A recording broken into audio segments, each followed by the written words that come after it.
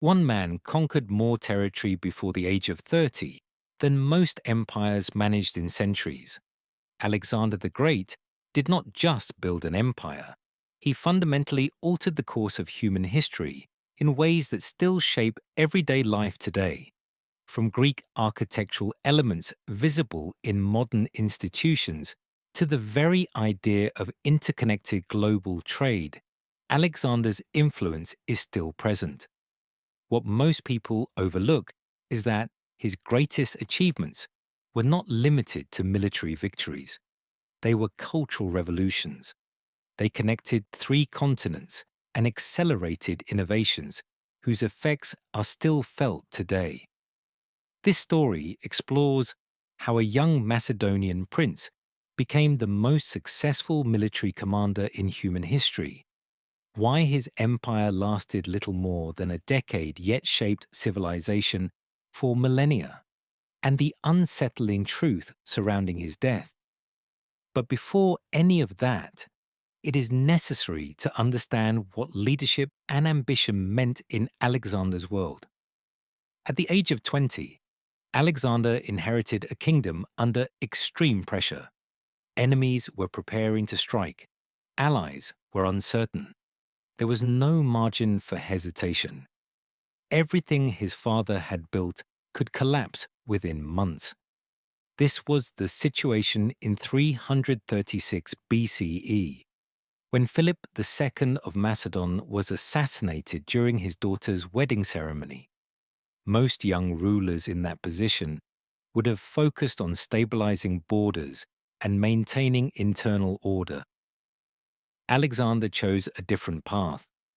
Within 2 years of taking power, he suppressed multiple rebellions, secured his northern borders, and compelled the Greek city-states to follow him into the most ambitious military campaign of the ancient world. His objective was not simply conquest. It was to march to the limits of the known world and continue beyond them. What followed defied expectations and established principles of leadership and strategy that military academies still study today. Yet Alexander's story does not begin with his rise to power. It begins with his upbringing. Born in 356 BCE in Pella, the capital of Macedon, Alexander grew up in a kingdom that many Greeks viewed as uncivilized and backward. His father, Philip, transformed Macedon from a minor regional state into a formidable military power. Even so, it was still considered the rough frontier of Greek civilization. Alexander's mother, Olympias of Epirus, was a formidable and enigmatic figure. She practiced ancient religious rites and claimed divine ancestry. From an early age, she filled Alexander's imagination with stories of heroes and gods, especially Achilles, whom Alexander believed to be his ancestor. This was not harmless family mythology. Olympias convinced her son that he was destined for greatness beyond ordinary human limits. That belief would shape nearly every decision he made. When Alexander turned 13, Philip made a decision that would change history. He hired Aristotle, one of the greatest philosophers of antiquity and a student of Plato, to educate his son. For 3 years, Aristotle taught Alexander philosophy, rhetoric, medicine, literature, and the natural sciences. More importantly, he instilled in Alexander a deep curiosity about the world, a curiosity that extended far beyond warfare and conquest. This education produced a rare combination: a young man with the strategic mind of a philosopher, the ambition of a heroic figure, and access to the most advanced military system of his era. By the age of 16, Alexander was already displaying remarkable leadership ability. When Philip left Macedonia to campaign elsewhere, he appointed Alexander as regent. During this period, a Thracian tribe known as the Mede rebelled. Rather than waiting for his father's return, Alexander personally led a military expedition against them. He defeated the rebels decisively and founded a city named Alexandropolis, the first of many cities that would later carry his name. 2 years later, at the Battle of Cheronea in 338 BCE, Alexander commanded the left wing of Philip's army. The victory gave Macedon control over Greece. At only 18 years old, Alexander had already proven himself as both a tactical commander and a strategic thinker. At the same time, his relationship with his father was growing more complex. Philip's marriage to a young Macedonian noblewoman created a succession crisis. Olympias felt threatened. Alexander worried about his position as heir. The royal court became a center of intrigue and suspicion. When Philip was assassinated in 336 BCE, suspicion quickly fell on both Olympias and Alexander. Modern historians still debate their involvement. What cannot be debated is the speed and decisiveness with which Alexander acted. Within days of Philip's death, he eliminated potential rivals, secured the loyalty of the army, and began demonstrating the ruthless pragmatism that would define his rule. When Greek city-states learned of Philip's assassination, many believed this was their opportunity to regain independence. They underestimated the new king. Alexander responded quickly and without restraint. When Thebes revolted, he destroyed the city entirely. Its population was killed or sold into slavery, with the exception of priests and the descendants of the poet Pindar. The message was unmistakable. Alexander would not tolerate rebellion, but he would respect culture and learning. This balance between uncompromising force and cultural preservation became a defining feature of his leadership. Unlike many conquerors who destroyed everything in their path, Alexander sought to absorb and preserve the most valuable elements of the civilizations he defeated. With Greece secured, Alexander turned to the campaign his father had long planned, the invasion of the Persian Empire. Under Darius III, Persia was the largest and wealthiest state in the known world. Its territory stretched from Egypt to India. Most strategists believed an invasion was unrealistic. Alexander believed it was inevitable. In 334 BCE, he crossed the Hellespont into Asia with an army of approximately 35,000 men. This force was not composed solely of soldiers.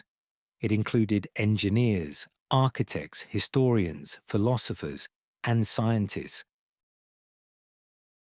Alexander intended not only to conquer territory, but to explore and record the world beyond Greece. The first major confrontation occurred at the Battle of the Granicus River. Alexander faced a combined force of Persian nobles and Greek mercenaries. He led from the front, nearly lost his life when an enemy axe split his helmet, and secured victory through superior cavalry tactics and personal leadership. The aftermath revealed a deeper element of Alexander's strategy. Captured Greek mercenaries were treated harshly, viewed as traitors. Persian nobles and local populations were shown restraint and respect. Alexander began adopting aspects of Persian court ceremony and administration, recognizing that ruling a vast and diverse empire required more than battlefield success. As he advanced through Asia Minor, this pragmatic approach became consistent. Cities that surrendered were treated leniently and allowed to retain their customs. Cities that resisted were destroyed. Each decision increased momentum, making the next conquest easier. At Gordium, Alexander encountered the famous Gordian knot. According to legend, whoever untied it would rule Asia. Rather than struggle with its complexity, Alexander cut through it with his sword. The story captures his approach to seemingly unsolvable problems. When conventional solutions failed, he chose a direct one others had not considered. By 333 BCE, Alexander had advanced far enough to force a direct confrontation with Darius himself. The Battle of Issus would become one of the most famous engagements in military history. Darius assembled an enormous army, possibly numbering in the hundreds of thousands, drawn from across the Persian Empire. Alexander's forces were heavily outnumbered, but they held clear advantages in training, discipline, equipment, and leadership. The battle plan Alexander employed at Issus became a lasting model for military strategy. He concentrated overwhelming force at the enemy's weakest point while maintaining defensive strength across the rest of the line. When the fighting began, Alexander personally led his companion cavalry in a direct assault against the Persian left wing, the sector commanded by Darius himself. This was more than tactical skill. It was psychological warfare. By attacking the enemy commander directly, Alexander triggered panic throughout the Persian ranks. When Darius fled the battlefield, the cohesion of his army collapsed. The retreat quickly turned into disintegration.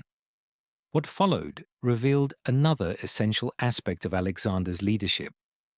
Rather than pursuing Darius immediately, he secured the Persian royal family who had been captured during the battle.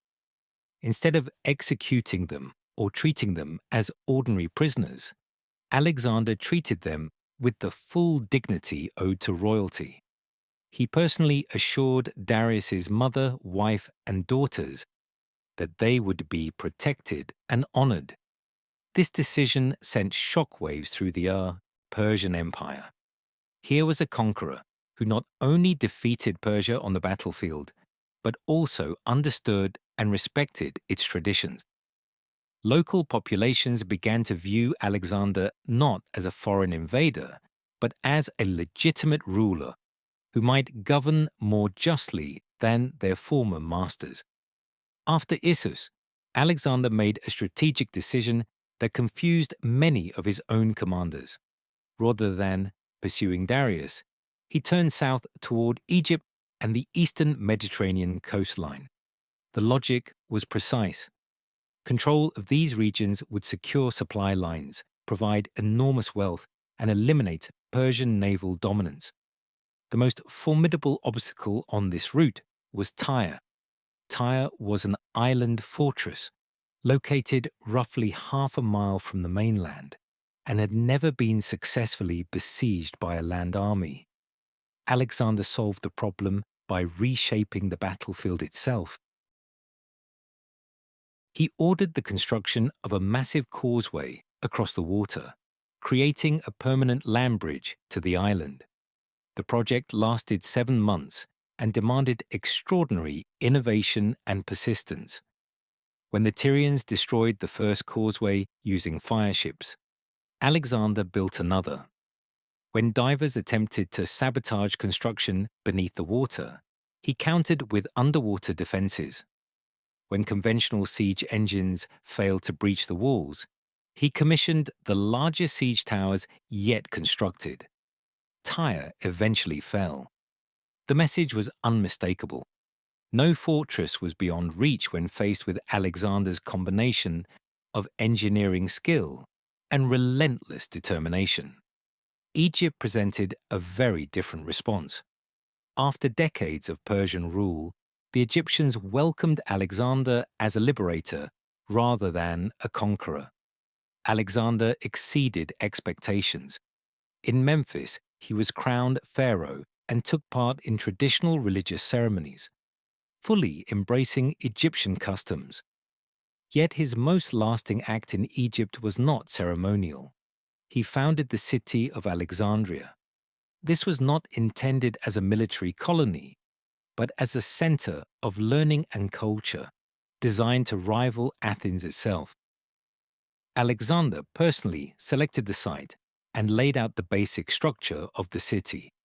Alexandria would eventually become the intellectual capital of the ancient world, home to the famous library and lighthouse. Leaving Egypt in 331 BCE, Alexander finally turned toward a decisive confrontation with Darius. The Persian emperor had spent 2 years rebuilding his forces and selecting what he believed to be the ideal battlefield. He chose the plains of Gaugamela in northern Mesopotamia. The terrain was flat and open, favoring Darius's numerical superiority and his use of specialized weapons, including war chariots fitted with scythe blades. The Battle of Gaugamela was fought on October 1st, 331 BCE. It effectively ended the Persian Empire as an independent power. Alexander's army was likely outnumbered by roughly 3-1. Despite this imbalance, superior training, discipline, and leadership proved decisive. The turning point came when Alexander identified a weakness in the Persian formation. He led his cavalry in a direct assault toward Darius's position. Once again, Darius fled the battlefield. This time, there was no recovery. His flight marked the collapse of organized Persian resistance. Alexander now ruled the richest empire in the known world, controlling territory that stretched from Egypt to Afghanistan. Alexander's actions at Persepolis, the ceremonial capital of the Persian Empire, remain controversial. Initially, he preserved the city and its palaces. Later, he ordered them burned. Some historians interpret this as revenge for Persia's destruction of Greek temples. Others argue it was a deliberate political statement, intended to signal that the old imperial order had come to an irreversible end.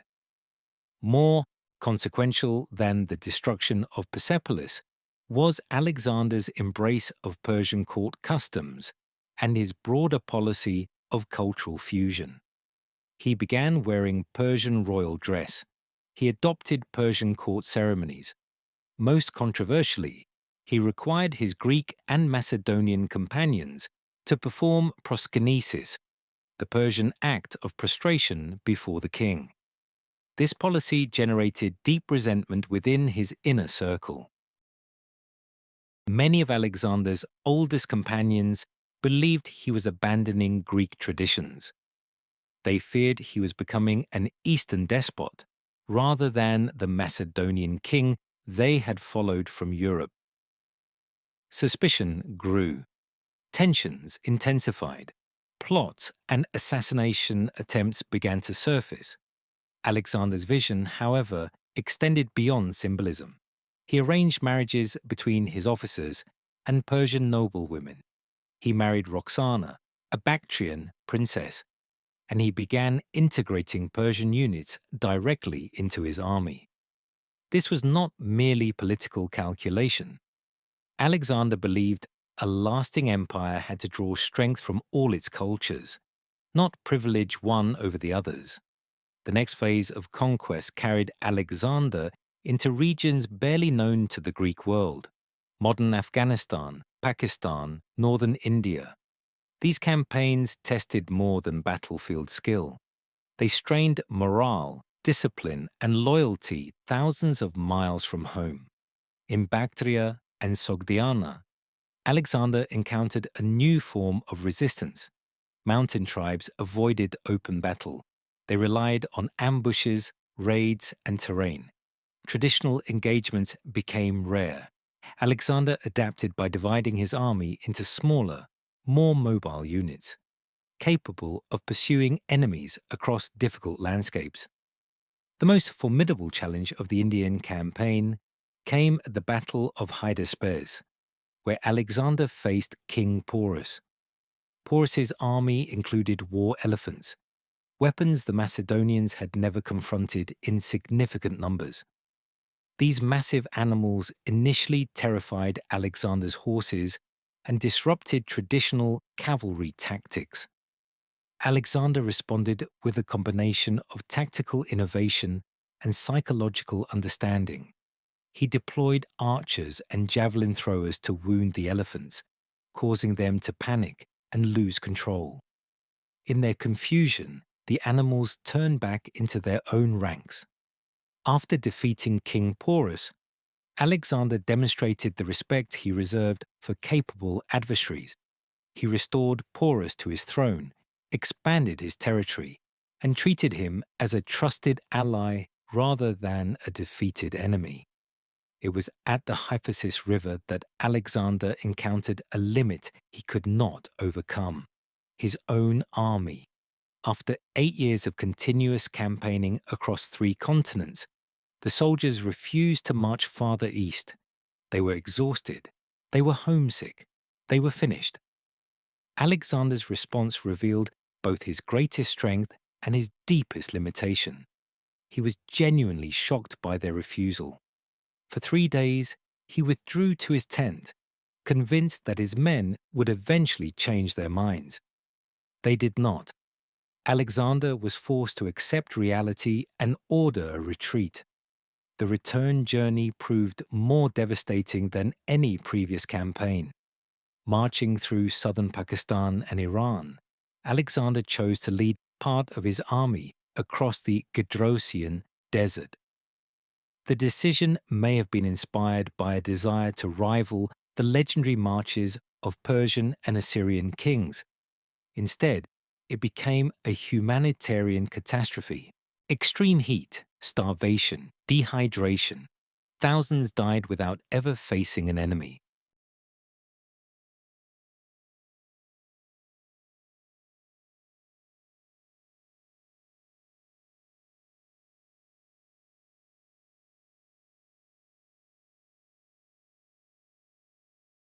Throughout the ordeal, Alexander shared the suffering of his men. He refused special treatment and personally tended to the wounded.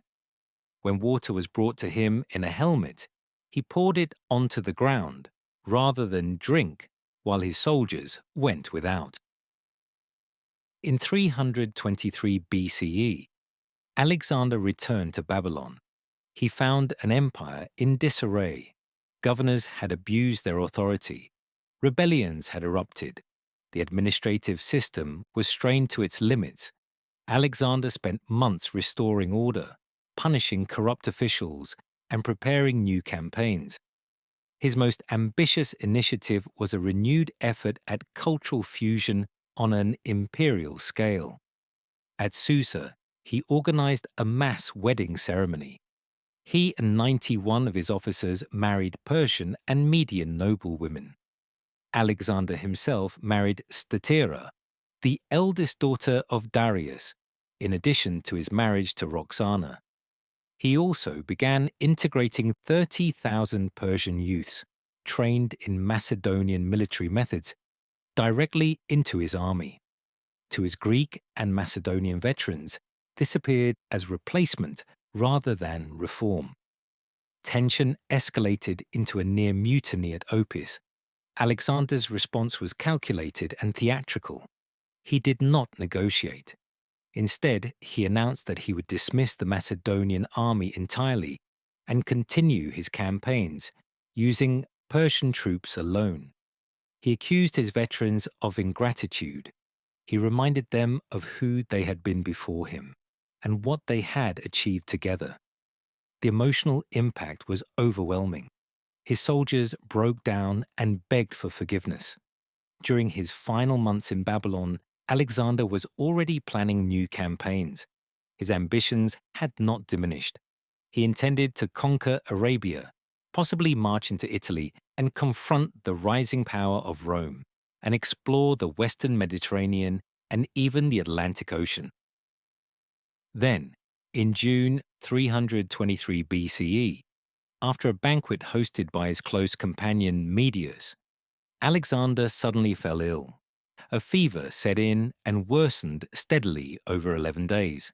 Ancient sources describe symptoms that have led historians to speculate about typhoid fever, malaria, poisoning, or other possible causes. The exact circumstances of Alexander's death remain one of history's enduring mysteries. What made his death especially tragic was not only his youth, he was just 32 years old. It was the complete absence of a succession plan. When asked on his deathbed who should inherit his empire, Alexander reportedly gave a single answer: the strongest. That response was enough to ignite decades of civil war among his generals. The empire he had built fractured under their competing ambitions and was ultimately torn apart. The immediate aftermath revealed the central weakness of Alexander's imperial system. It relied entirely on his personal authority. Without his leadership, the empire fragmented into rival kingdoms ruled by former generals. These wars continued for more than 40 years, yet measuring Alexander's legacy solely through political durability misses his most lasting impact. His conquest created the first truly interconnected global economy. Trade routes now linked regions from Spain to India. Goods, ideas, technologies, and knowledge moved across 3 continents at an unprecedented scale. The cities Alexander founded became centers of learning and culture. They preserved Greek philosophy, science, and art, transmitting them throughout the ancient world long after his empire dissolved. Alexander's life demonstrates the force of ambition when paired with exceptional execution. He did not simply imagine conquering the world. He built the military, logistical, and political systems capable of turning that vision into reality. At the same time, his story reveals the limits of individual brilliance. No matter how extraordinary the leader, an empire built around one person cannot survive without durable institutions. Alexander's empire collapsed because it depended on his presence rather than sustainable structures. The enduring fascination with Alexander the Great reflects something fundamental in human nature: a deep attraction to those who reject limits, who refuse restraint, who pursue vision regardless of cost. Alexander stands as the ultimate expression of human ambition and achievement, and as a reminder that even the greatest individual accomplishments are temporary when they are not supported by systems designed to endure. Understanding Alexander's full story, including both his extraordinary successes and his ultimate limitations, offers insights that remain relevant for anyone trying to understand leadership, ambition, and the complex relationship between individual achievement and lasting change.